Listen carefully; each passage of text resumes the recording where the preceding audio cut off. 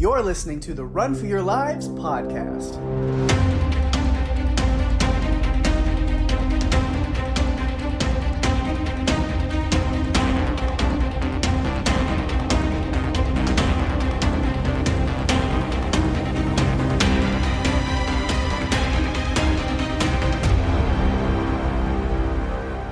Hey everyone, welcome to the show. I'm Daphne. And I'm Pake. And this is the Run for Your Lives podcast. This episode is Dante's Pake, the 1997 American disaster film directed by Roger Donaldson, released on February 7th, 1997. And for this episode, we have a very special guest co-host that I am so happy to have join us here. The founder, owner, guy running this whole show over here at Pirate Core Entertainment. Please welcome Mark Kirkman. Hey, thank you. And thank you for having me on. This is great. Yeah. I love everything that you guys do on this podcast. Well, we are super excited to have you on here with us to talk about this film. And I think it's going to be tons of fun. Yeah, definitely. Yeah, I actually saw this movie back in 1997 when it first came out. Yeah, so did I. I love me a good disaster film. Oh, yeah. Especially when the effects are so solid and because they use so many interesting types of effects to bring this to life. Yeah. Mm-hmm. Which we will get into in a little bit. Cool. So to give everyone a little behind the scenes look at Dante's Peak, film was primarily shot in Wallace, Idaho, and the crater scenes where we see the little four-legged robot were actually shot at Mount St. Helens, which I thought was very cool. It is cool. Oh, definitely. It has often been compared to Volcano, which came out in the same year. Production on Dante's Peak was sped up so that it could be released first, and it was very competitive to see how they could make that happen. And Volcano did come out about 2 months later. Yeah, and it wasn't as good. It's enjoyable as a movie to watch if you're interested in, and I put this in my kind of guilty pleasure kind of movies that you have to watch because, you know, you got Tommy Lee Jones. Who would think Tommy Lee Jones actually has a kid? And let alone he has to save her during a volcano outbreak. And, you know, in Los Angeles. You know, this makes more sense with Dante's Peak, in my opinion, but that's just me.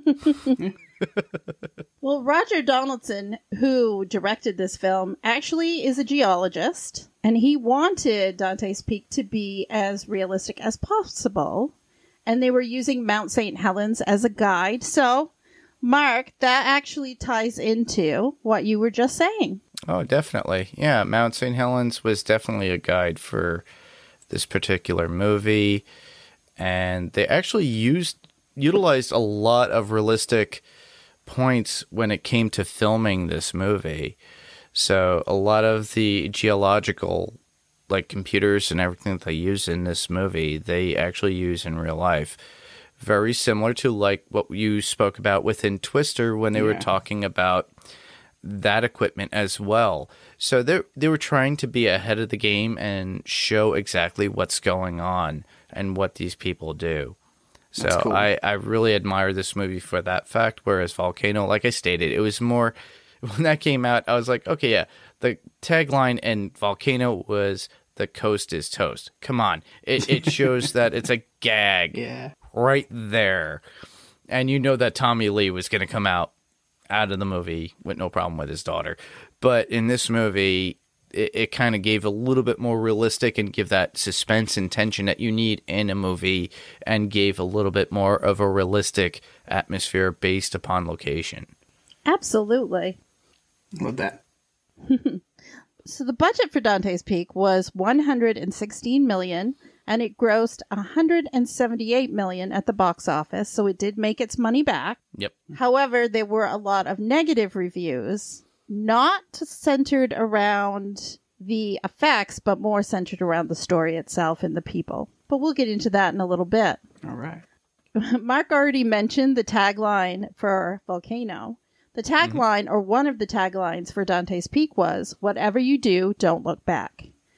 I have to agree with that because there were definitely points in the movie where you wanted to be focused on getting the hell out of there. Yeah. Yeah, that is true. So the movie actually was 109 minutes. Pake, why don't you give us a synopsis of Dante's Peak? All right. And usually I kind of go online and cheat a little bit and find a fun little synopsis from elsewhere, but I couldn't find any really fun ones that I didn't like any of the ones I found. So I'm trying my hand at whipping up my own. So we'll see how that goes. Excellent. That's perfect. All right. Volcanologist Harry Dalton is sent to the small town of Dante's Peak to investigate warning signs in the local dormant volcano. The quiet town is quickly thrust into a race for survival after the volcano erupts suddenly. Ooh. How do I do? That was great. I feel like by reading that, I would definitely be interested in watching it. Mm-hmm. But like I said, I'm a sucker for a good disaster film. Yeah. Very vague, didn't give too much information, but made you interested and wanted to go see the movie. That's the whole point. Yeah. That's what I like in a synopsis. Yeah, that's what I like. Yeah.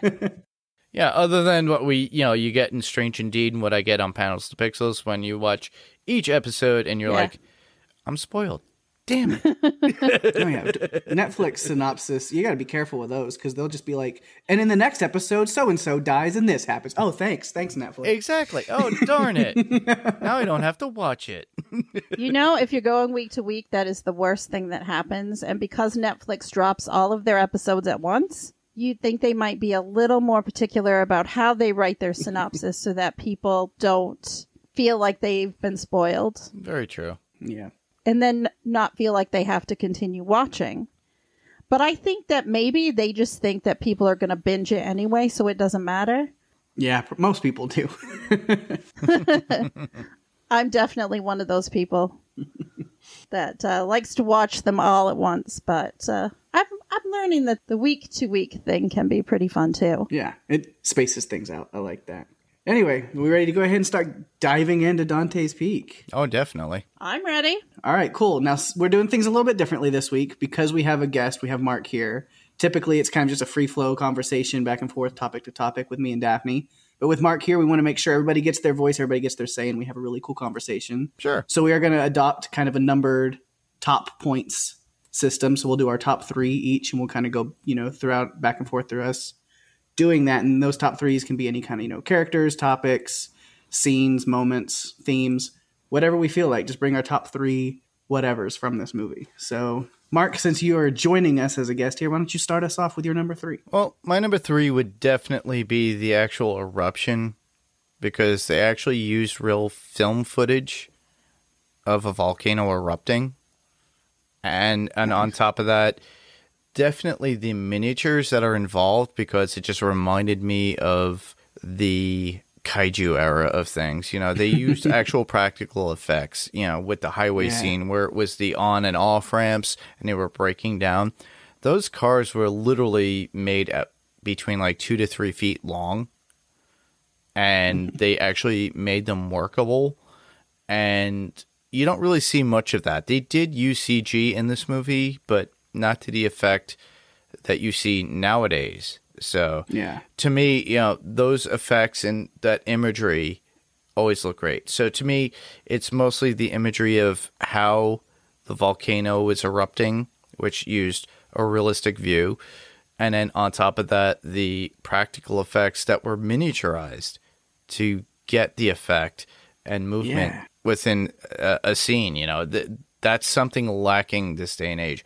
And I believe that with Jurassic World Dominion, they're actually doing more practical effects. That'll be cool. And you guys brought it up with Jurassic Park, the original movie, where there was only so much CG in that. So this was at a time where, Jurassic Park was filmed in 93, around that time. And this is 97? 97. So it's 4 years later, but they're still playing with it. But they're still playing with the actual idea of practical effects mixed in with CG. And I think that's the good comparison to anything. And then now that we're coming back with Jurassic Park Dominion, they're actually doing that again. I think it makes more sense than anything. Just combine them both and meld them both. And that makes for a good movie. And that's what made this movie really good, in my opinion, when I watched it initially. Absolutely. Just like with Twister. Yeah, I've stated that before. Yeah. Yeah. I've stated that before in this podcast, in previous episodes where like practical effects are always going to be better in the long run.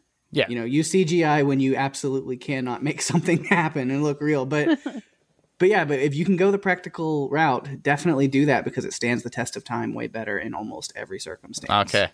And I love how you mentioned the miniatures because the cars and the bridges, but even near the the end of the movie when they're driving away after the big eruption and the cloud, it is going through and taking out the town. You can tell like those are actual like full buildings that were miniatures, but they built the whole thing to blow up and have everything blow out into the street, and it looks really cool. Yeah, there's a liquid kind of way of filming a volcanic eruption. And if you look on YouTube, you could actually find people from Toho actually recreating that online for like kind of like their way of actually filming back in the 60s when they did kaiju movies, because it was cheap, it was easy.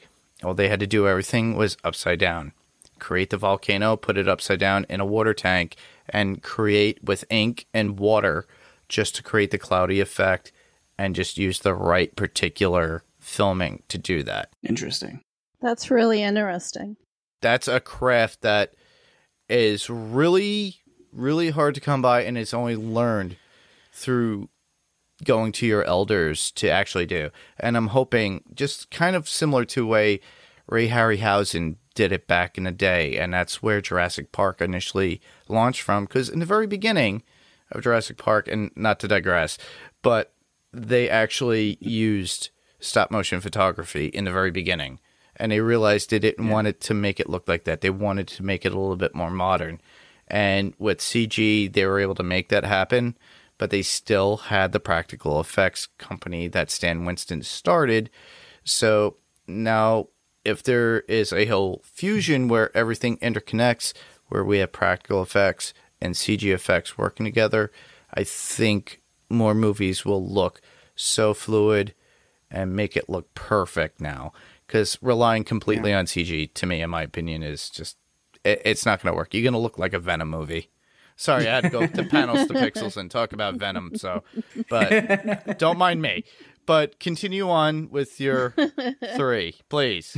I don't want to extend this as long as it should. The insight of Mark Kirkman is always great. It is. It always is. It definitely is. It's interesting that you were talking about the practical effects versus CGI, because Pake and I, like he said, have talked about this so many times in other movies that we feel those practical effects can hold up because CGI is outdated all the time. Like it just keeps getting better and better and better. And so with the earlier instances of CGI, it starts to look, it's losing some of its luster, basically. Yeah. Yeah. And you could see some of that CGI in this movie, but honestly, even though some of those digital effects are a little dated, they're honestly not bad. Like you can say, like the balloon when they first come down on the town, or like the birds flying over the lake, and like little things, like you can tell like, oh, it's digital. But for 97 standards, like they knocked it out of the park. Oh, with the mudslide, the lava mudslide itself, if you think about it, that was the early inventions of CG back in like 92, I think. I sat with an audio engineer and he was playing with it, and you could see how it could be molten and kind of moving kind of like a river. But the thing is that, you have to put layers upon layers upon layers, and by 97 at that point they were able to do so much. But the thing is that you don't really want to rely on that, in my opinion. But it worked for this particular movie in a sense where you got the feel of it. Yeah. And the one thing that I didn't feel from it, and this might be kind of like takeaway, but you don't feel the heat or feel it on screen of what the characters are getting. You didn't really see them sweating so much. Those are the only drawbacks that I have of this.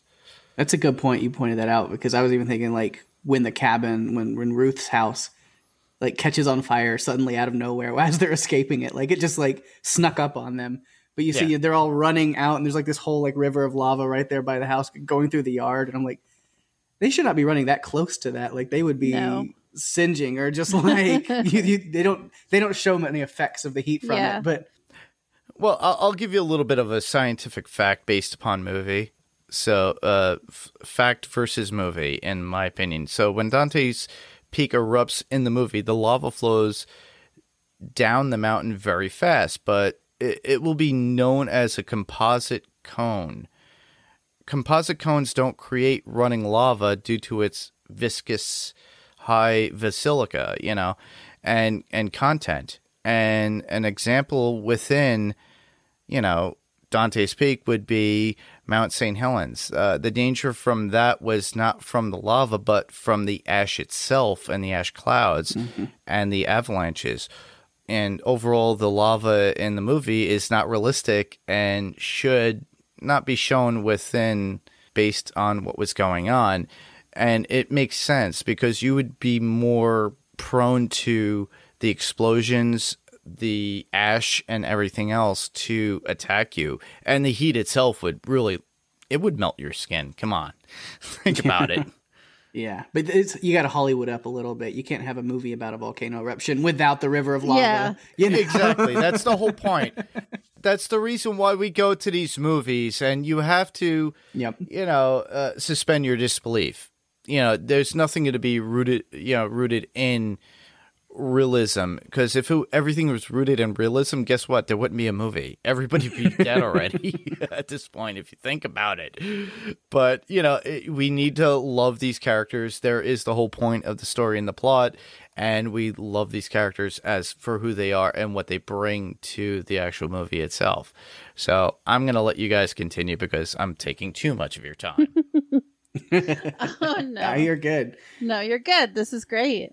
I like the deep dive of the scientific information. Yes, deep dives. We're a big fan of deep dives. Yes, we on are. Run for Your Lives. That rhymed. Didn't even mean for it to. Yes, it did rhyme. All right, Daphne, what do you have for your number 3? Okay, for my number 3, I had the characters because I actually I thought the characters were okay. Some of them I liked more than others, and I also felt like they weren't the strongest part of the movie. Mm-hmm. So I'm kind of, in my 3, I'm counting down to number 1. And so for me, of course, I liked Harry a lot. I feel like he was affected by the loss of Marion, which we get to see right at the beginning of the movie. And oh my God, there you go. You start off with killing someone with molten lava to the head. Yeah. She got a lobotomy via volcanic. Yeah. And imagine being Harry driving out of there, your fiance, girlfriend, whoever is dying on your lap, and you're trying to save your own life at the same time. That's just so hard to comprehend, because you could see literally him losing his mind and his heart all at one time. Yeah. Yeah. And that's what draws us to the character of Harry, if you think about it in the beginning of the movie, Yeah. And that's why he is so driven for his craft, why he is so into the science and making sure that, and if you look at the whole movie as a whole, he is very determined to protect a lot of people. And, everybody looks at it going, it's a little bit crazy, but in the end, he's right. It's kind of similar to Twister. When we did Twister, it's the same kind of story where this traumatic experience in a character's past. What's different here is that Harry already has this job as a volcanologist, but it still causes him to be a little bit more, some people would view it as reckless. Yes. But like much more driven and much more worried about saving others and trying to make a difference more in that field. I feel like Harry leads with his heart and his brain. And he doesn't always consider things like, as Paul said, the delicate politics and economics of a small mountain town. Yeah. And I actually appreciated that about him. I don't think he really wanted to go to Dante's Peak. I think he's just living his life. You can tell, I don't believe that he got over the loss of Marion. No. So he's kind of just going through life. Mm-hmm. And it was interesting how he connected to Rachel, what I consider to be pretty quickly. Yeah. It's like, oh, you hot. But I also think that he looks at situations in a different way. They thought he and Marion had enough time to escape from that last eruption. And they obviously didn't. And I think he's not taking things for granted anymore, that everything is safe.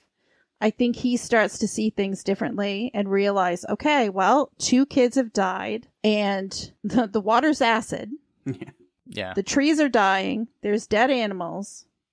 We need to like raise a certain level of attention to this situation. Yeah, it didn't happen until they, you got the sulfur coming through the faucets and him having to show, Paul. Yeah, exactly. It's like, oh, check this out. It's everywhere. Oh. It's like, I'm right. Yeah. And at that point, could be too late because they're on such a short clock at that point. And exactly. It reminded me of, there's kind of like a meme going around, and like Neil deGrasse Tyson tweeted it out earlier this year. And it's been a big thing I've seen going around where it says, it's true. Every disaster movie begins with a scientist being ignored. And I immediately thought of that watching this. I was like, yeah, if they just listen to him and do something instead of worrying about the instead of worrying about this investor and how much money he's going to give the town and put that over the lives of people. Yeah, exactly. Listen to this guy because he's been in the middle of it. He knows what he's talking about. Well, plus you get fortuitous scenes within the movie itself with the squirrels dying where the kids were. The kids passed those dead squirrels.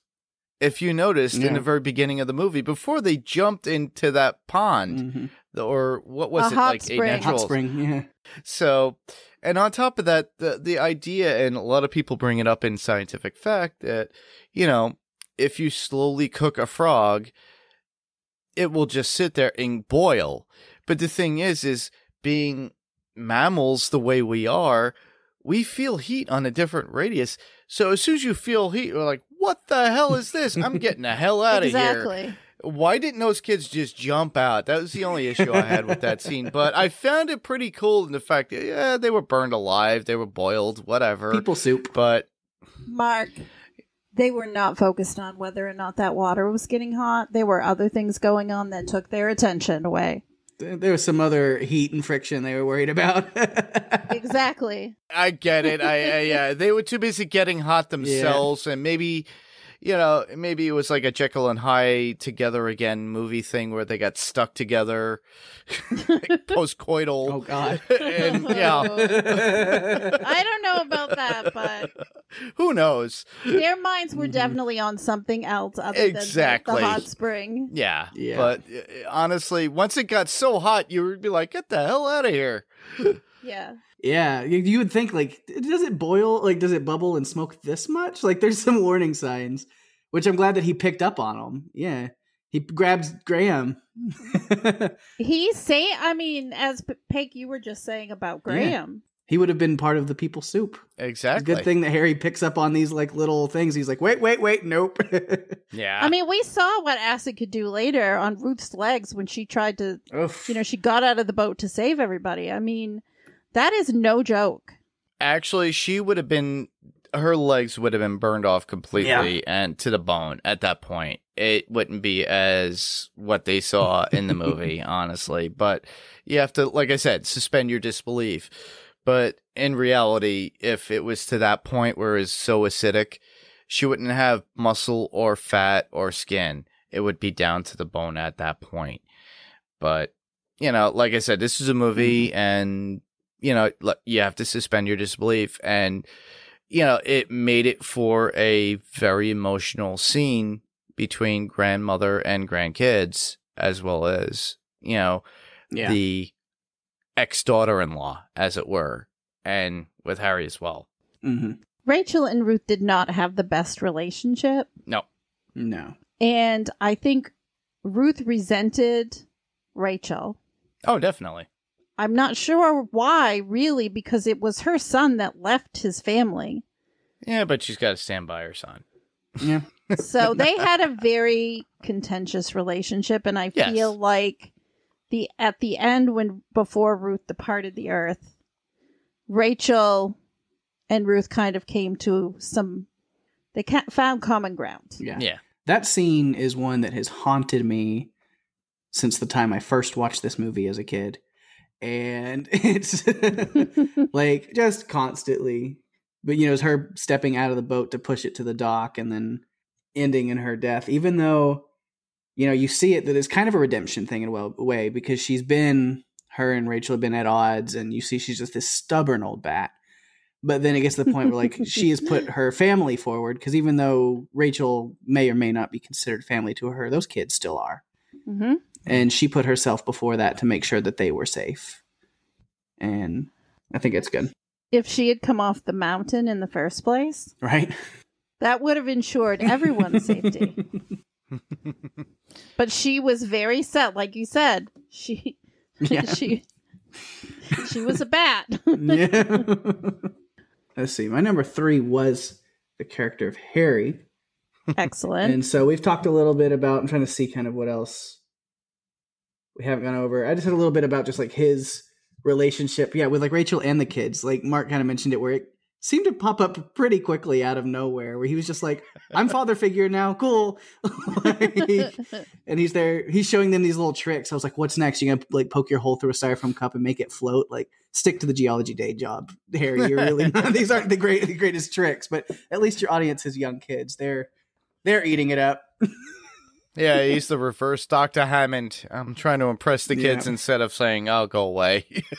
The only thing I had a problem with him, like one scene that, like the suspension of disbelief, like you mentioned, that really I was like, I don't know. I was like, you're a geologist and a volcanologist. Like, you should have known very well that truck's not going to make it over lava.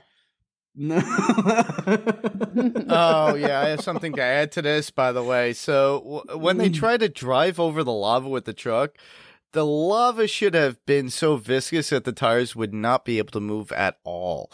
Dissolved gas will get stuck with thick magma, just like Mount Mina Tuba. The lava would be within like 800 to 1200 degrees and burn the rubber within seconds. As well as the metal on the rims. There would be no way for anyone to get out of that realistically in any sense, but then again, this is a movie, we got to suspend our disbelief and move on. But like I said, that would, like, the rubber would have been gone in less than 2 or 3 seconds. And then the rims would have just been tightened to the point or melded to itself to the hull. And then they wouldn't have gone anywhere. And then eventually the truck would have melted within the lava with them inside it cooking like an oven, it would have got to the point where that truck burst into flames, and then in reality, then should have just been roll credits at that point. Exactly. Like, oh, they didn't make it. Yeah. But that wouldn't have made for a very good movie. No, it would have been done. It was like, oh, they're dead. It was much better to continue it on and save the dog. You have to save the dog to... Everybody's got to save the dog. To somehow counterbalance the fact. Yeah. Since Ruth died, they're like, well, how do we make this a little bit less sad? Like, kill the old lady, but let's save the dog. Let's save Ruffy. Come on. The kids, I don't think those kids could have handled anything more. I mean, they'd already seen their grandmother die. And oh, my God. Yeah, I know. I got so irritated with them, though. I'm like, really? You're going to drive up the mountain? Of course you are. And on top of that, those kids just steal the truck. For real. Did he have blocks on his feet when he was going up there to I hit don't the pedals? know. I know. I was like, seriously, Graham? He's what, like 11? Yeah. And it was like, he's just going to jump, like mentally just jump straight to, I got to drive this truck up a mountain. Here. That's what I got to do. You take the shifting gears. I'll take the wheel and the pedals. I'll stand. And he doesn't know how to do anything. Like, he could start it and drive. But I know he doesn't know how to work with the windshield wipers and stuff, and somehow those driving skills to get to Ruth's house were impeccable. So I gotta give him that. he was on that go-kart, track that they have at the amusement park, so he knows. He's been putting in his time. Yeah. He's ready. I'm not saying anything bad about the movie, but you have to find some sort of humor in the actual thing, and like I said, you have to, suspend your disbelief with a lot of things, and this is a wholehearted film. Yep. I'm not saying I didn't enjoy it. I do enjoy this movie. If you want to watch and really make fun of a movie, you watch Volcano. This one, you can nitpick and go through it, everything, but this was a good movie to watch. It has a lot of heart, and the intense moments really do stick, and they are intense. So, yeah. It's got some cheesy and non-realistic moments, but it's fun and definitely worth taking the time to enjoy. But that's what makes a lot of movies at this point, too. Yeah. Eventually, when I get to Adrenaline Cinema, we talk about Enemy Mine or certain movies like that, where it's just like, but why did he do that? And it's like, okay, well, it's a movie, so. Yeah. At some point, you have to let go of it. Yeah. And just enjoy the ride. Exactly. You have to accept it as a movie as is. And that's what we do. And that's why this is a movie that we watch. So. Mm-hmm. Yeah. Definitely. Absolutely. Pake, did you have anything else about Harry? No, I think that about covers it. Awesome. That I had. So, Mark, what was your number 2? My number 2 would definitely be the scenes within the township and how they actually come together, and Harry's trying to make his point across, and the mayor's there with him, and they kind of point out the relationship at a certain point within the town hall. But then when everything goes to craze, they're like, oh, we're going to listen to you. We're going to listen to Harry. Let's go. And then they move on. But, to me, that made sense. It's like, oh, listen to the guy who is actually a volcanologist. Yeah. And finally just move on from there. Yeah, exactly. It takes a while to get to that point. It does. And and if you noticed in that particular scene with the water, did you guys catch it? You already did a movie about water trembling. Yes. Okay, you got it. I did. I actually did. I noticed that when I saw that picture of water at the town meeting. Oh, okay. I see what you're talking about. It did take me back to Jurassic Park. Yes. Okay, nice. Yeah, did somebody have a bass guitar underneath the table? And Yeah, it definitely took me back to that. It doesn't take much because everyone knows that Jurassic Park's one of my favorites. So, it bothered me though, Mark, the way that Paul just barged in there and basically discredited his expert. Yeah. Yeah, he did. But later on, he redeems himself and giving Harry the accolades that he needs to and knows exactly what he's talking about. But they were good friends. But I think the reason Paul did that was for the fact that he felt that Harry was unstable mentally in that sense from losing his wife and not being in the moment and not understanding the science. But it was further from the truth. Yeah. Harry was looking at everything analytically. He threw himself into the science. And that's really what made this movie more than anything is that the character of Harry throwing himself into it and being of pure humanity of trying to save this town. And then on top of that, finding a love interest. Because it's the 90s and you have to have it that way for sure. Well, yeah, it's kind of that speed thing, which we'll talk about on, Adrenaline Cinema as well, because we're going to go cover speed, because through extreme measures, romantic encounters are really not a good thing. They don't always end well. No. Exactly. That's what they stated in that movie. And this could have gone south very quickly because if no one had listened to Harry, like you said, because he was discredited, it's kind of surprising. Well, why wasn't Paul up there? Because he's like the head guy, but they went straight to Harry.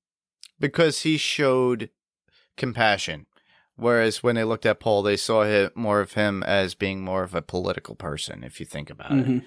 Yeah, I agree. Yeah, they looked at Harry as somebody who was passionate about what he had to talk about. He was bringing proper facts, and now the evidence is showing its face. Kind of like the Blob showing up in a movie theater, and everybody's starting to run out the door and be like, we're going to follow that guy. Yeah, let's do that.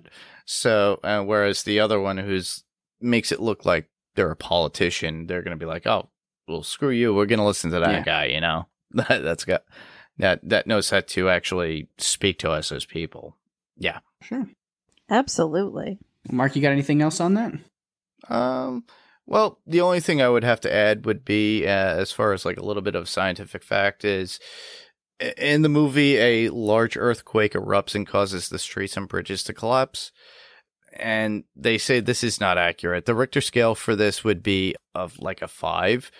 These crashes and destructions would not happen like they did in the movie. And, I believe that wholeheartedly. You have to leave it to the scientists to actually break down a movie, And with a volcano, it would have to be like a 6 or higher to really destroy all that stuff. It would break it down. Yes, the streets will crumble, everything will be there, but it wouldn't to the be point of like where you're in a cavern, unless these towns or cities were built on caverns. You know what I'm saying? Yeah. Yeah, that makes sense. Gotta have the crazy dramatic effects, man. Always. Well, that's the whole thing. Yeah. That's what gets people to the theater. Exactly. All right. Daphne, what did you have for your number 2? Well, my number 2 kind of ties into Mark's a bit, because my number 2 is the dynamic between Paul and Harry. I actually called it Paul versus Harry. Uh-huh. Because I feel like Mark said, Harry was really, to me, objectively looking at things. He was looking at the science. He wasn't trying to go in there and be a steamroller and just say, we've got to shut everything down. This is what we need to do. He just wanted to make sure people were aware of this potential so they could save lives. And Paul was very much really focused on the economics, the political piece of it. Plus, there was that guy that came in and was going to build a shopping center or invest in the community, which is a really big deal for them. And I get that. But at some point, human safety has to come into play. And I feel like, to me, Harry was on the side of the safety and Paul was on the side of, well, we got to pay attention to these things. And while I understand the economics and political piece of it does play into it, yeah, safety really has to come first. Mm-hmm. And I think it's really important to not discredit our experts so swiftly. Definitely. And I feel the way Paul did it was just kind of, instead of going in and saying, you know what, we're going to go back and collect some more data before we raise the alarm. He just went in and discredited him. Mm-hmm. Definitely the wrong way. Oh, yeah. It was basically just to shut it down, like most, if you think about it, corporate or military will do. Yeah. Within a certain situation like this. And in the end, Paul did admit and gave Harry his props for being right. Yes. And Paul did not survive this movie. No. Nope. But his van actually bumped the Humvees enough to push them over on the bridge that saved the rest of the team. Yeah. Another little redemption before death moment. Yes. Well, you get to see him say goodbye, too, on the bridge. Yeah. Which his death scene would have been more impactful for me. Yeah. If it hadn't been undermined and ruined a little bit by this Wilhelm scream as he plunged into the water. Yes. Because then it turns me going, oh no, Paul, to going, oh God. And Wilhelm. Oh, there he goes. Exactly. Well, if you remember, you got Peter Jason, and we've seen him in many of John Carpenter's films.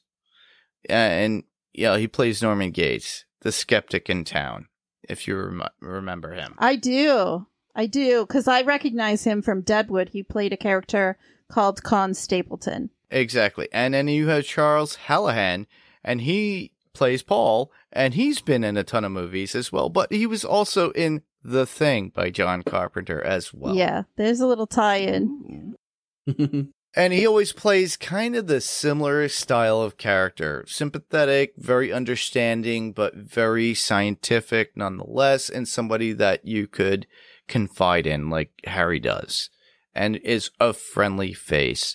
So, he's just continuing on, I hate saying it, being cliched as that particular character, but that's who he is. And that's why we always remember them as. Mm-hmm. Agreed. And you know that he passed away not long after this film was released. Yeah. So this is one of his last films. Correct. So, Pake, what was your number 2? My number 2 was kind of the volcano and some destruction, which again, we've talked about a lot of it, but, kind of go up and see, the first time, because it's all speculation. It's all talk, like there's like these little things trickling in where Harry's noticing them before everybody else is really taking it seriously. But yeah, it's that moment where the sulfur is coming through the water system and the water is just brown. At that point, I was like, okay, water's brown. I was like, and things are about to heat up, pun intended, from here. Like, it's kind of, and then boom goes the dynamite, and we get, off to the races. And yeah, things are happening pretty quickly at that point with the bridges collapsing and everything's just a rush. But I love then you have Rachel and Harry hopping in the car and taking off to try to find the kids and go back to that house. And that scene is going to take me into not really deep dive, but a little tangent that I've been having fun doing these video games of my past references. Because boom, here we go. Here comes another one. I've done them with both Jurassic Park episodes now, and now I've got another video game. This one was also PS2, maybe PS3. It was released on both, so I don't remember which one I had at the time. But it was a game called Stuntman Ignition, which is a sequel to an earlier game just called Stuntman, which you literally just I remember that. Play a stunt driver doing car stunts, hitting your marks, doing all these things, filming scenes for different movies.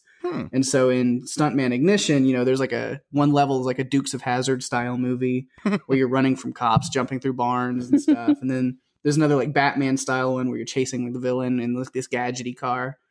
But I think the first level you play in the game, which is one of my absolute favorites, is a movie called Aftershock that you're working on. And it was inspired and modeled after Dante's Peak and Volcano. Ooh. And so they actually have you. So that level has you like, you drive a couple of different vehicles because you're doing different scenes of the movie. But one that I really love, but you're like driving a truck, trying to escape town during this explosion and eruption of volcano. You're like dodging lava and debris. Even like having to go through like an exploding gas station, all this kind of stuff. And so rewatching these scenes in the movie, I was like, oh, this takes me back to playing stuff. So I thought that was really cool. That's cool. Yep.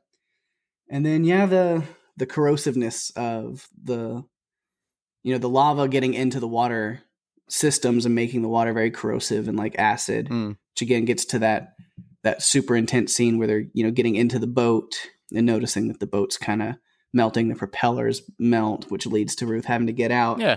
But like that whole scene if you looked is at just so super intense. If you look at it, the propellers melted. And then she gets out and goes in there.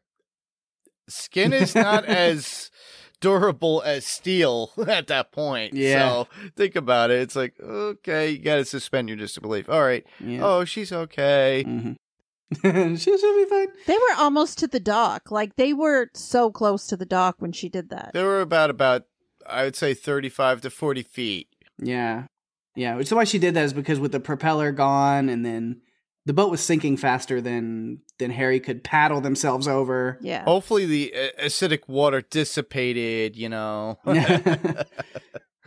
But I did think, as intense and how high the tension was during that scene, it was good that they broke it just a little bit with kind of a sweet moment that just gets overridden again with more tension pretty soon. But, you have Graham, who's kind of played as like, even though, I mean, he seems like a pretty sweet and innocent kid for the most part, but like, they kind of picture him as like the bad boy, even though he's not really. But he has that moment with his sister, with Lauren, where he's handing her the crystal, and then they all kind of join into this little sing along, row, row, row your boat. And it's like just whatever they can do to like keep each other at peace in a time that is horrifying. So yeah, it was nice to go from that tension to like, oh, this is nice, to just immediately being like, oh no, it's still tense as hell. Great. Absolutely. I agree with that. That was a really sweet moment, and it does get overlooked. Yeah. Because she in turn also tries to give the crystal to her grandmother after that. And it's just this connection, I guess, this family connection that in between or in amongst all of the other madness going on, it just, brings into that a human emotion and feeling. So cool. Well, Mark, what do you have as your number one? Well, honestly, it all has to boil down to the practical effects about the whole movie. And, I've looked into this, and they used like newspapers and stuff like that to create the ash. Interesting. It's so funny. And I just love the idea of practical effects in films.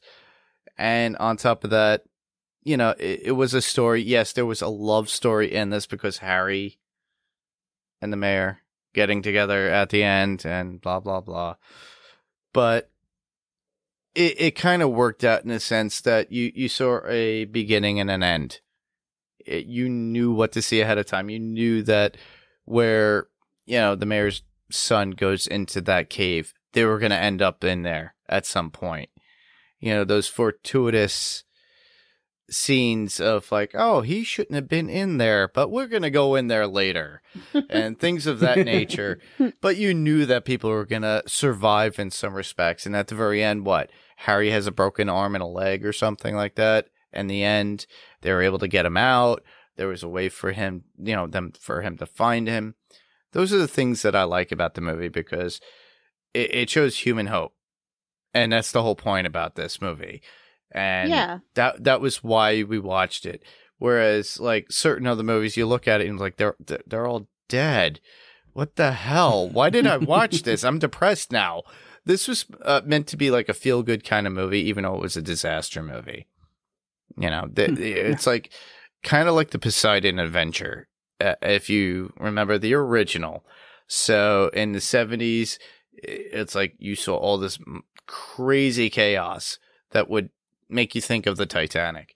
And then at the very end, a small ragtag group are able to make it out with their wits. And that's literally what this movie did. It reinvigorated the pretty much disaster movie that we missed out, that we kind of longed for from the 70s. Traffic of all things, or the Towering Inferno or Poseidon Adventure, like I mentioned. So this was like kind of the first out of many to come of movies like this, and that we've kind of missed over the years.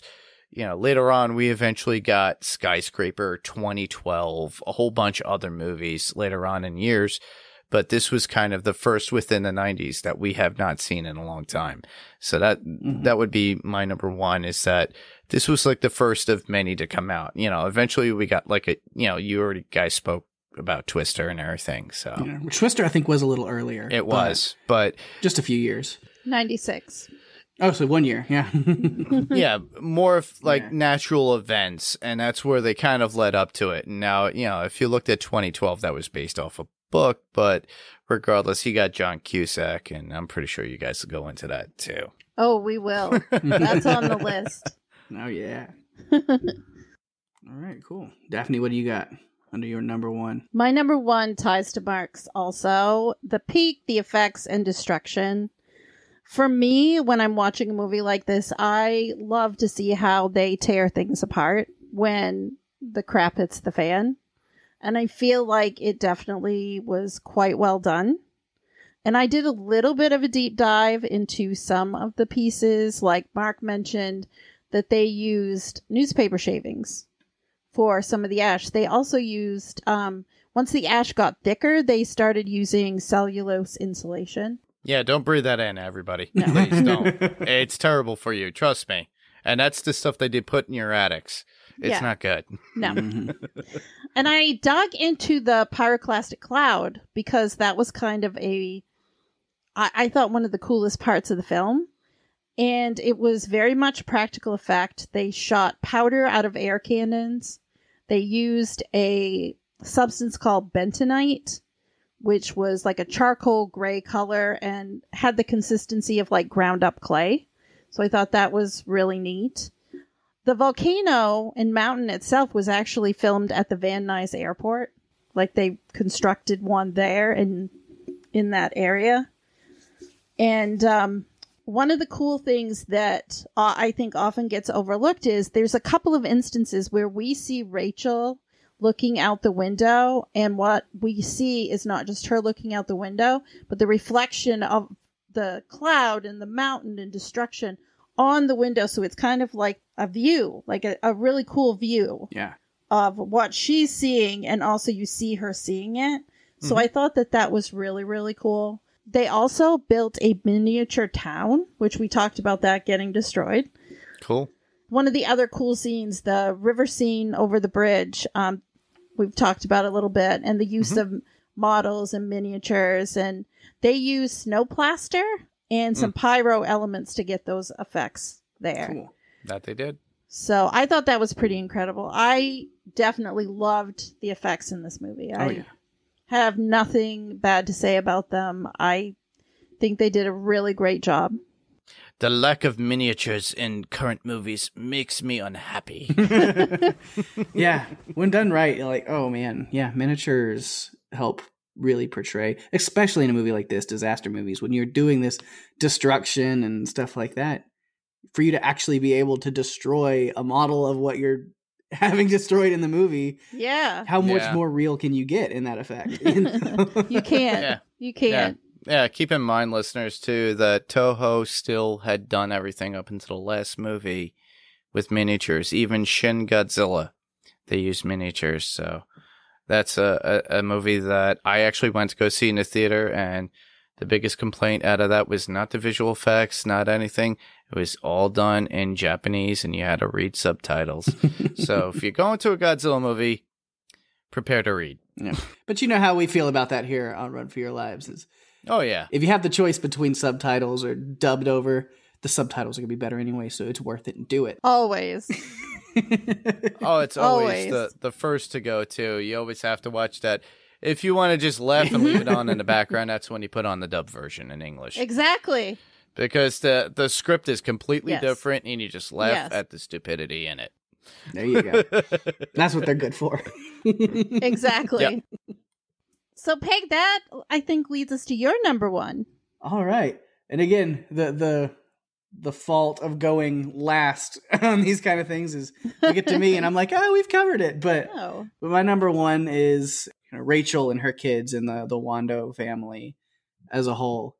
And again, I have a couple of notes that we didn't go over, so I'll touch on those. Yeah.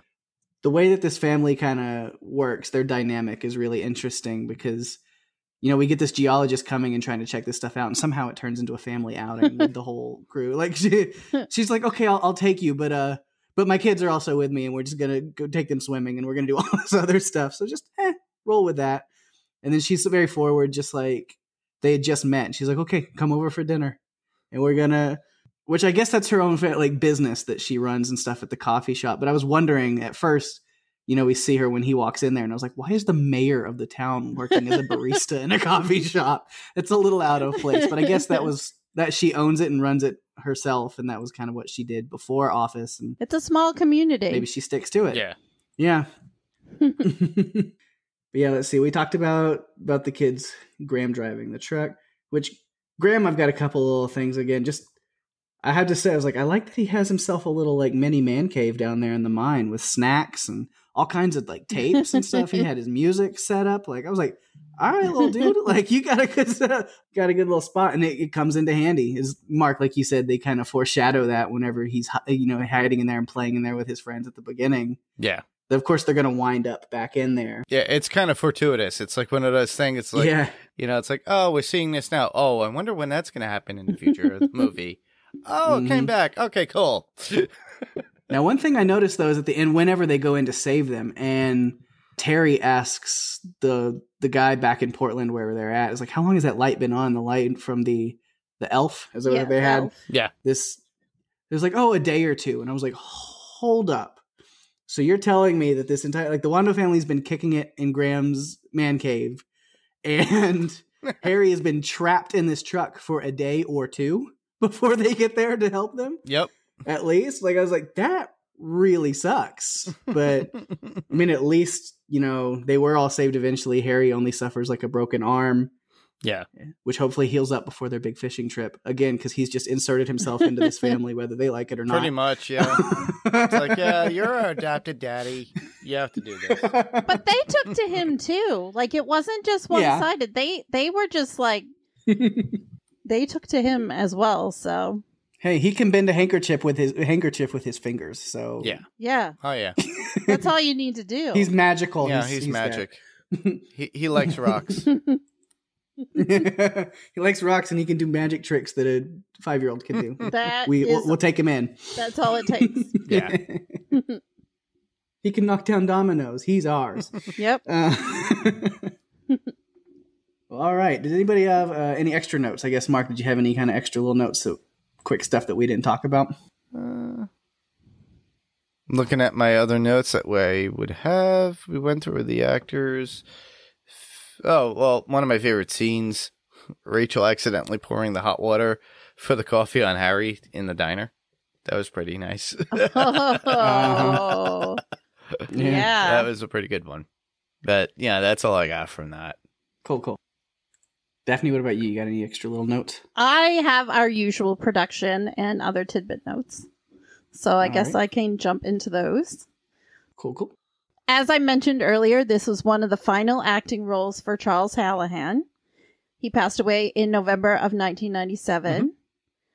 Also, between the visuals, miniatures, and animation, over 300 technicians were involved in the production of the special effects for this movie. Nice. Overcast, as we notice in the movie, once the volcano starts erupting, it's all overcast, like you're not seeing any sun, obviously. Yeah. But because Wallace, Idaho was in a valley, in the summer, the sun would set, but there'd still be a couple of hours for them to continue shooting because it was in that valley, so the sun didn't really go down, which I found to be kind of interesting. Cool. And despite the complex visual effects that we've talked about, Dante's Peak was not nominated for an Academy Award for Best Visual Effects that year. Instead, The Lost World Jurassic Park, which we recently covered, Starship Troopers, and Titanic were nominated, and we all know who won. Yeah. James Cameron. But oddly enough, his ex-wife's movie was in the running too, because he was married to Linda Hamilton. He was. At one point. That is true. That is true. All right. I've got a couple of other little notes that just something that, I noticed at the beginning credits when it first started. We get in that intro sequence, which was really long. People had better attention spans, 20 years ago, so 15 years ago. But hey, I was like, man, this just keeps going. But at least they dropped us right in the action. But I noticed there it said produced by Galen Hurd, which I know all of us are quite the Walking Dead fans in this community. So it's always good to see names like that popping up on things. Yeah, and she was also married to James Cameron. Interesting. Yeah. As we've talked about in the past, there are many connections in the Run for Your Lives universe. It's all connected. It's all connected. Yeah. Another thing I thought was kind of interesting is just the stupidity of people when they're panicking.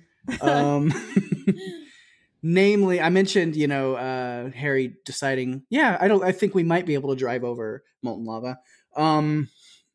But like when they jump the road and decide to drive across the river, I was like, all of these small cars who are seeing this huge truck that is designed to be able to drive through water is struggling. You would think they're all like, yep, that's a good idea for us too. Let's try it as well in my Cadillac. One of those cars did hit them and helped at a certain point, which was good. Yeah, that was good. Yeah, it was the reason somebody else's stupidity saved them. Yeah.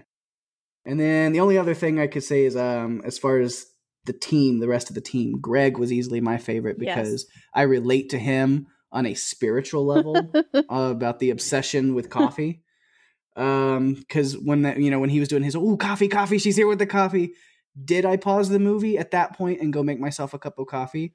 Maybe I did. Maybe I didn't. I don't know. Don't judge me. Oh, was he the guy that kicked the robot too and got his leg broke? No, that was Terry. No, that's okay. Terry. All right, I get confused. I just had to ask. No, that was Terry. All right, cool. Well, I guess let's go ahead and get into some quotes if we have any that is fun. I always like this section just to go back and relive some of our favorite lines and quips and even meaningful quotes from the movie. So, Mark, we'll start with you. What do you have in the realm of quotes? Well, in the very beginning of the movie, Rachel, as they're by the springs, says to Harry, "A man who stares at a rock has a lot on his mind, or nothing." Oh. Yeah. What else? You go ahead and do all of yours if you have all yours. We'll kind of do person to person. All right, well, another one's from Ruth because she's like a one singer kind of person. So the next one from Ruth would be sometimes couples sneak up here for a. Actually, no, this is from Ruth. Sorry. So Ruth states, the grandma says, sometimes couples sneak up here for a hot dip and for a hot nookie. I love that one. And that's when they find the lovers in People hot springs. People soup. Yep. And the last one, I'll just throw it out there. Harry says, what can I say? I like to see what more trouble I can get into. And that was after Rachel states, it was nice to see you stayed. Basically, a little bit fortuitous. He wants to see how much trouble he could get into. Well, he did. Obviously, within this movie. Always. All right. Always. Daphne, what you got? Okay. Well, you already just did the line I was going to include about Greg and his coffee obsession. So I won't redo that one. But this one is a little dynamic between Terry and Harry. And they were talking about women. And Terry says, I have great taste in women. When have I ever steered you wrong? And Harry says, what about Astrid? And Terry says, what about Astrid? I thought the two of you would have a lot in common. She said she was into rocks. And Harry says, crystals, Terry. Crystals, not rocks, crystals. Big difference. Okay. Big difference. Big difference. Big difference. Oh, yeah.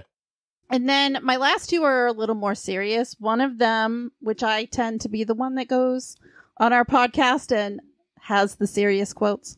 Pake is the one who comes up with all the funny ones. So I have two.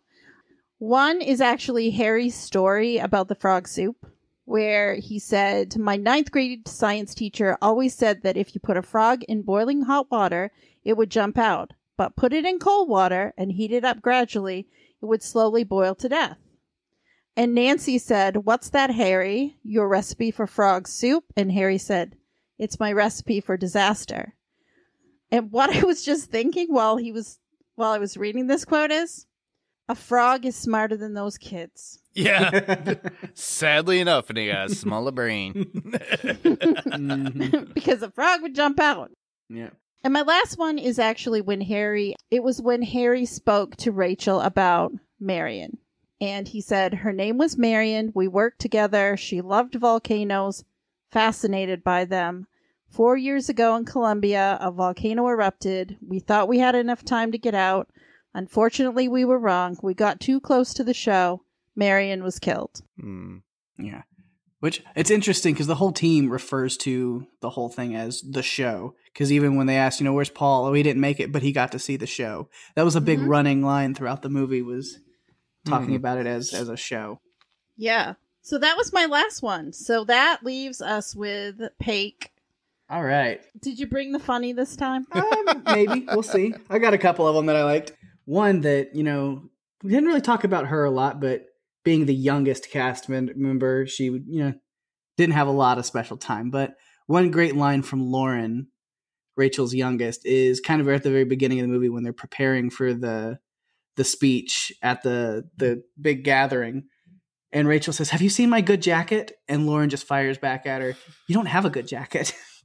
I was like, oh, that is hilarious. Just leave it to kids to say what they're thinking immediately. So I love that. I felt like she was kind of taking care of her mother in that respect. She kind of had that role. She was being the mother to her mother at that point. Yeah. Yeah. She kind of had the role of like a PA, like a personal assistant at that point. It's Karen. Karen. I like it. And then I did have Ruth's line about, sometimes couples sneak up here for a hot dip and a hot nookie, which is funny. I love that Mark brought that one. One that's not as funny, but I just thought was kind of clever or, impactful a little bit was Harry saying, not extinct, just dormant, as in sleeping, and your volcano just might be waking up. Ooh. Which is quite ominous, and I like that. Yeah. Very good. And then again, going back to the coffee obsession a little bit, this also definitely reverberates with me is very true, is Terry is just like pissed off and kicking this robot and having, and then they get it kind of working again, and he's treating it like a pet. Oh yeah, you're a good robot. And then Harry seeing this just hands him his coffee and says, "Come on, Terry, time to take your medication." That's all it takes, again, to make him feel better. Just have a little caffeine. It's going to do you good. Yeah. It's like those Snickers commercials that we see now. Yeah, definitely. All right. So let's get to rankings. This is always a fun part. Again, I've mentioned it in previous episodes, kind of like whose line is it anyway, where the rankings are made up and the scores don't matter, but it's still fun to see where we land on things. Something fun to do. So Mark, did you have a ranking for this movie? I have a 7.5 out of 10. That's nice. Good. Based on this movie, because honestly, it's not perfect, but it's not bad. But in my opinion, 7.5 is enjoyable. A C+ score. Yeah. Yeah. If I were to rank Volcano, that would be a D. So that would be like a, a 6. Or if not, 5.5. Yeah. But, honestly, this movie, I give it a lot of credit. I saw this in a theater. I've watched it a bunch of times on streaming as well as on DVD. So it's not something I run to right away every time it's on, but if it's on, I'll take a watch and have a good time watching it because it is enjoyable. Cool. All right, Daphne, where did you land on the ranking scale here? Well, like Mark, I saw this movie in the theater. I've seen it so many times that in watching it again, I can almost quote some of it because I've seen it so much. However, given some of the other movies that we've reviewed recently, I feel confident coming in with a 7. 7. All right. Oh, okay. Cool. Now, you going to kick it a little bit like they did the robot in the cliff? No. When, just to give it that 0.45? No? No, I don't usually budge. All right. Well, I kind of land literally right in the middle of you two. I had to look at, based off of Twister, because I think I gave Twister... You know what? Let me go ahead and pull that up just to be sure. I gave Twister a 7.6. So I took that into account and I was like, okay, it's kind of a disaster film. Keep that in mind. But I was like, this one doesn't quite hold up to Twister as far as disaster films go. It had some, suspension of disbelief issues and some of the stuff. So I was like, we'll kick it down a little bit, but I still thoroughly enjoyed it for what it was.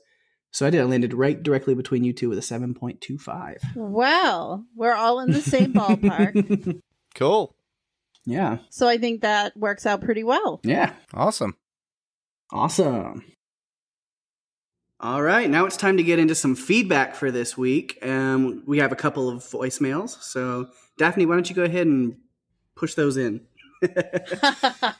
Let's get to it. Let's get to it. All right. So, sure. I have our first bit of feedback queued up. It is from our good friend, Steve. Steve Brown. Let's hear what Steve has to say. Oh, Dante's Peak. Pierce Brosnan being his most Pierce Brosnan-y of the 90s. Oh, Pierce. Hey, Pake and Daphne, it's Steve. I'm watching Dante's Peak.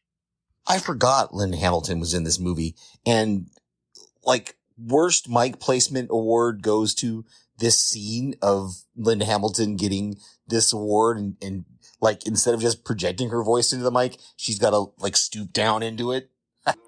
I'm not just going to poop on this movie for an hour and 45 minutes. So seriously, I'll give some serious comments here as we go. They're having this little board meeting right now where, everybody's like, no, there's nothing wrong with the mountain. And Pierce Brosnan is like, no, the mountain's going to explode. The engine's got a snorkel. It's the first time I ever heard that. I remember that line. That's the line that stuck with me. The engine's got a snorkel. Okay, that was super tense. I went ahead and paused it.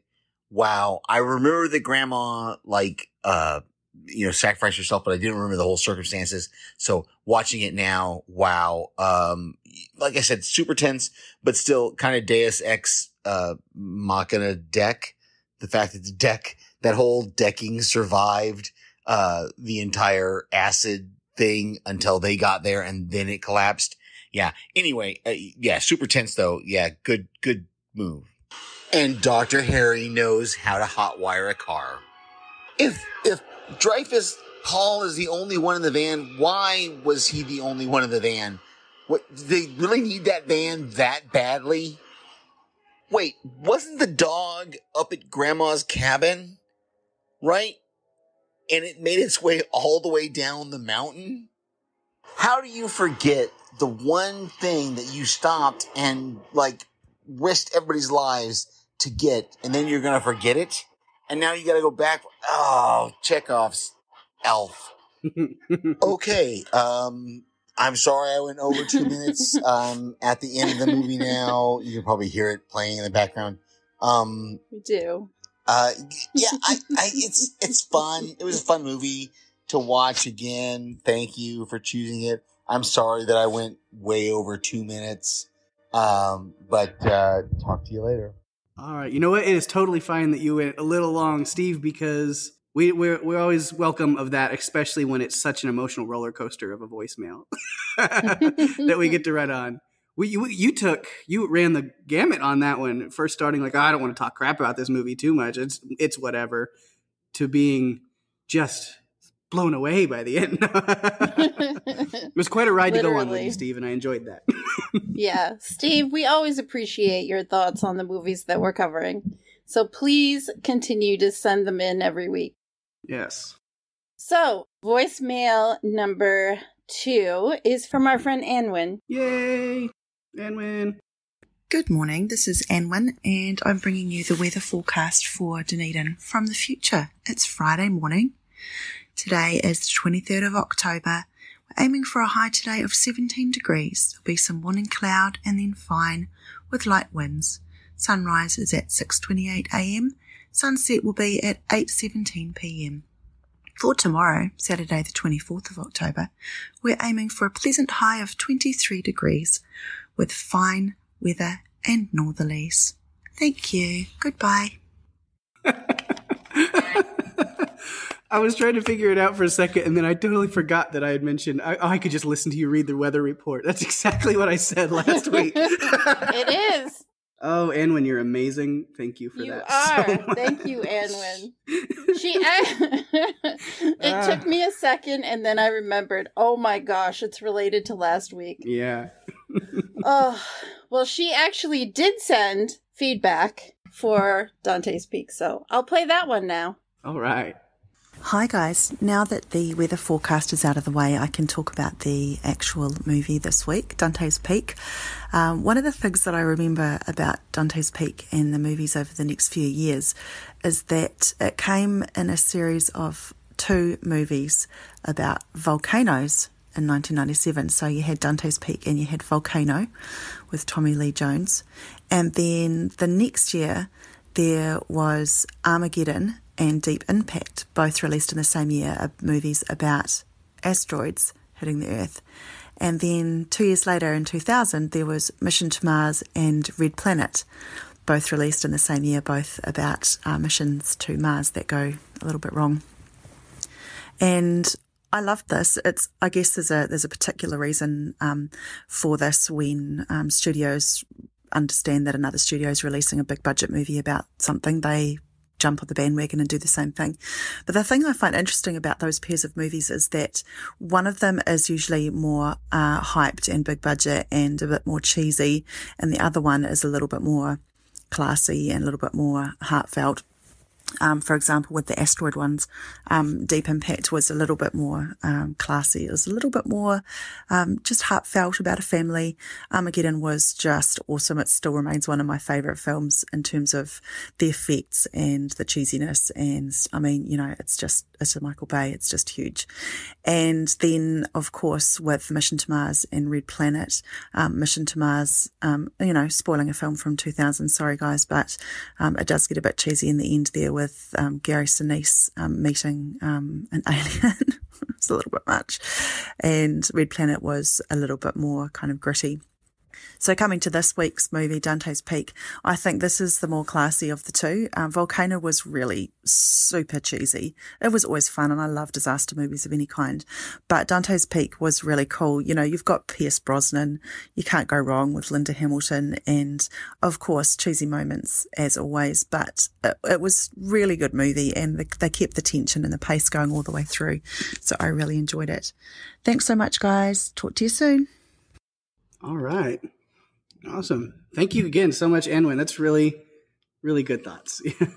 Yeah, thanks, Anwin. All right. We actually have one more little voice feedback for this week. You do? Yeah. He didn't watch the movie. He didn't watch Dante's Peak, but I've got a little bit of feedback from my best bud and good friend Riley, because you know he's a kid, a young man with cerebral palsy that I take care of and hang out with, and he's my best friend. But we got a little bit of feedback, mainly just for me and you, from him. So, you know, we'll go ahead and cut to that real quick and see what he had to say. All right. Hey. Cool. Anything else you got to say? That's it. All right. Thanks, Riley. Yeah. Thanks, everyone, for sending feedback. Yeah, absolutely. Really appreciate it. Always love it. Love hearing from anyone that wants to send in anything. It's always great. All right. We got a couple of shout outs, podcast shout outs and stuff to go through. So, and not to go through like it's a chore, but just we always love our podcast family and friends. And so throw out to that real quick. Of course, if you want to hear more of me, which why would you? No, I'm kidding. You can always check out me and my good friend Rima over on Strange Indeed. Right now we are going through The Haunting of Bly Manor, and it's been quite creepy and quite fun to talk about. And so, yeah, if you like Bly Manor, like some creepy horror, go check out our coverage of that over there. And then you can always listen to our good friend Steve and our good friend Mark, who was on this episode as our guest host. Can hear them on Panels to Pixels, and they are covering The Boys right now. Amazon Prime's The Boys. So if you're a fan of that crazy wild show, go check out Mark and Steve talking about that. Also, Mark, which unfortunately he's not here to record the feedback section with us, but that's okay. We're still very, very glad that he was here to talk about this movie with us. But he's got another podcast on this network called Adrenaline Cinema, and Daphne was just recently on there, and the episode is out now. Why don't you talk about that? Ooh, yes. We talked about a lovely film from 2000 called Battle Royale. It's a Japanese film that was kind of controversial, and it's one of my favorites, and you should totally check it out so you can hear more of me and hear Mark and I break down this amazing movie that if you haven't seen it, I definitely recommend it. All right. Yeah, it's been a little while since I've seen it, but oh man, I've seen it several times over the years, and such a fun one. Crazy. It is. There's so much about it. Just a little spoiler, one of the things that we talked about is that people look at it as maybe like an action or kind of a terrifying film to watch at times, but I really think that it's more about friendship and loyalty and even love at times in a crazy situation. Yeah. Awesome. All right. Next on Run for Your Lives, what are we going to be talking about next week? Daphne, I'll let you go ahead and tell everybody what we got going on. Something special this next week. I'm excited. So, Pake and I have decided that during holidays, we should celebrate them by having a holiday special. So for our first holiday special, we look at a man who definitely makes you run for your lives, and that is Michael Myers, and the movie is Halloween 2018, which is the direct sequel to the 1978 film Halloween. It was directed by David Gordon Green, and it was released on October 19th, 2018. And it is so much fun. We had such a blast recording that episode. Definitely. So hopefully, it'll be a fun Halloween treat. Halloween on Halloween for everybody. It'll be a lot of fun. We had a lot of fun with it. So yeah, it was a blast. Get your feedback in. Let us know what you think. Which, speaking of that, to submit your thoughts, theories, feedback, all of that, especially these voicemails we really love, you can go to Facebook, facebook.com/runforyourlivespodcast. You can email us. That's where we'll get those voicemails at runforyourlivespodcast@gmail.com.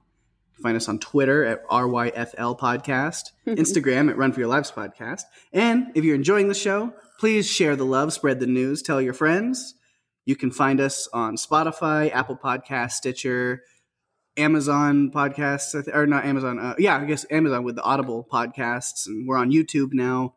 So search Run For Your Lives Podcast on YouTube. We are everywhere. And if you want links to all of our social and podcast players, just go to runforyourlivespodcast.com. And then also go on Apple Podcasts and leave a review for us. Give us 5 stars. It makes us feel real happy. Yes, we would totally appreciate that.